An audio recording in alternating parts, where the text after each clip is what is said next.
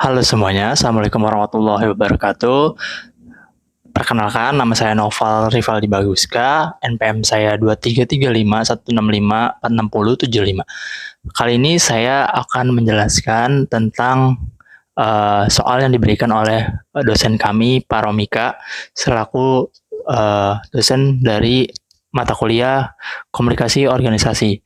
Yang pertama itu, sebutkan dan jelaskan organisasi apa saja yang Anda ikuti dan bagaimana pola komunikasi organisasi yang digunakan. Berikut peran Anda sebagai siapa, apa, kapan, dan bagaimana.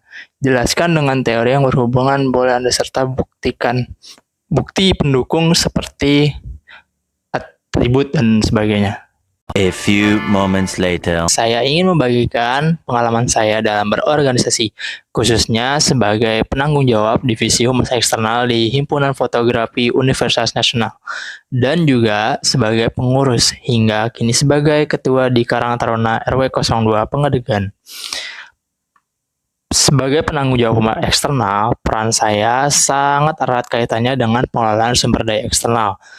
Saya bertugas mencari sponsorship, menjalin kerjasama dengan pihak luar kampus, hingga membina relasi baik dengan institusi pendidikan lain melalui program delegasi dan kerjasama lintas kampus. Komunikasi yang saya gunakan bersifat formal dan terstruktur. Kami memakai komunikasi vertikal, misalnya melapor dan berkoordinasi dengan ketua serta dosen pembina, dan komunikasi horizontal berkoordinasi sama anggota divisi maupun dengan divisi lain untuk menyukseskan program kerja kami. Kami juga rutin mengadakan rapat mingguan, evaluasi program, dan perencanaan kegiatan tahunan sebagai bagian dari proses pengambilan keputusan yang transparan. Peran saya mencerminkan teori birokrasi Max Weber, di mana struktur organisasi, pembagian peran, dan sistem hierarki menjadi kunci agar komunikasi berjalan efektif dan semua stakeholder memahami perannya. Selain itu, teori sistem oleh Ludwig von Bertalanffy juga sangat terasa karena keberhasilan humas tidak bisa berdiri sendiri. Dibutuhkan kerjasama seluruh elemen organisasi sebagai satu sistem yang saling terkait. Lanjut, pada pengalaman Karang Taruna RW 02 Pengadegan. Pada periode 2022-2024, saya dipercaya sebagai divisi humas, dan pada 2024 hingga saat ini saya menjabat sebagai ketua Karang Taruna.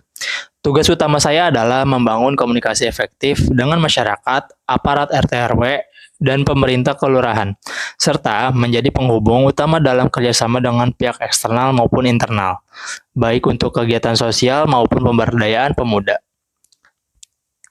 Pola komunikasi di Karang Taruna lebih variatif dan cair, tak hanya formal seperti rapat, tapi juga informal melalui diskusi santai dengan warga dengan pengurus. Saya banyak belajar bagaimana membangun jaring, merangkul semua kalangan, dan memberikan ruang komunikasi yang egaliter.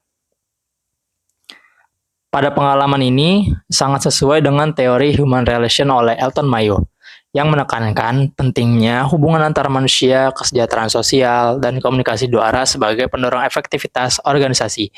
Selain itu, network teori atau teori komunikasi jaringan juga sangat melekat karena hubungan antara anggota, relasi dengan masyarakat, hingga kerjasama dengan lembaga luar maupun di dalam lembaga, semua tergantung pada keaktifan membangun dan memelihara jejaring komunikasi. Pada kedua pengalaman ini, membuat saya semakin percaya bahwa komunikasi organisasi yang baik didukung oleh teori-teori yang relevan yaitu fondasi utama untuk meraih tujuan bersama, baik di lingkungan akademik maupun masyarakat. Flashback. Oke, menanggapi hal ini, saya sebagai tanggapan dari pihak keluarga dulu, menurut saya harusnya pihak keluarga itu juga harus berkoordinasi dengan pihak setempat untuk meminimalisir dengan kejadian-kejadian yang tidak terduga, serta kalau misalnya emang membuat pesta rakyat atau kayak acara adat atau setempat, kita juga harus memperkirakan dengan pengunjung yang kita undang seberapa banyak, atau yang mereka kita hadirkan untuk beberapa itu berapa banyak, seperti itu. Harusnya dari pihak keluarga pun juga harus sudah terkoordinir dengan semua kendala-kendala seperti itu. Maupun dengan kejadian hal yang terduga maupun yang tidak terduga, kita juga harus melakukan evaluasi dari kejadian-kejadian tersebut. Terus menurut saya, pandangan saya dari misalnya dari pejabat, kalau dari pejabat itu juga kita harus melakukan dengan adanya komunikasi vertikal dan komunikasi horizontal, karena kita juga meminimalisir juga kejadian-kejadian yang seperti itu. Kayak kemarin pernah terdengar itu kejadian kayak dalam kasus akademi itu kan pada pesta rakyat ada yang kejadian meninggal keinjak-injak seperti itu. Dan teori ini juga sebenarnya teori yang komunikasi krisis juga, terus komunikasi organisasi juga, terus human relation juga dari Elton Mayo, karena mereka ini sangat berebutan dengan yang diajarkan oleh Gubernur Jawa Barat Kang Deddy Mulyadi itu seperti itu, karena kan mereka juga untuk memeriahkan acara tersebut. Dalam memeriahkan acara tersebut dengan tidak terduganya jadi acara yang menjadi keributan dengan berebutan makanan seperti itu. Itu aja. Oke, menanggapi soal yang di atas ini, soal nomor 3. Nah, itu kan kaitannya dengan teknologi dan organisasi. Karena teknologi dan organisasi itu saling berkaitan karena untuk berkomunikasi pertama. Terus mereka juga harus dengan berkaitan dengan harus kontribusi juga. Karena kalau misalnya amit-amit kita nggak ada teknologi dan organisasi, itu bakal jadi kayak fatal banget, ibaratnya kayak kita nggak tahu tentang informasi-informasi berikutnya. Dan pada segi positifnya mungkin lebih relevan. Terus kemudian dalam keduanya itu teknologi organisasi emang sangat relevan banget buat komunikasi, lebih efisiensi, terus lebih cepat juga. Terus dia juga dalam positifnya juga memberikan informasi yang hampir cukup relevan dan relatif, dan banyak kayak kita juga sering kayak WhatsApp group gitu, berarti gitu.